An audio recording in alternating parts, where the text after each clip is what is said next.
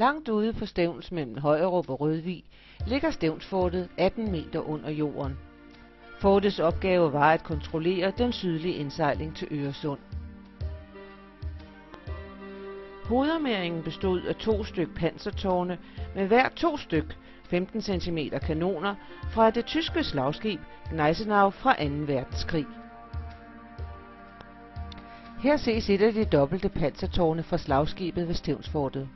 Oprindeligt blev de opstillet på Fænø af tyskerne under krigen, og tårnene selv kom så til Stevnsfortet i 1952. Stevnsfortet har 2 udgange til havet, Rævegang Nord og Rævegang Syd. Gangene fik fra begyndelsen forskellige gadenavne, men senere blev de nummereret. De mange gange på Stevnsfortet er fra 70 meter op til 340 meter lange. Der er køligt og fugtigt i gangene, og året rundt er temperaturen 12 grader.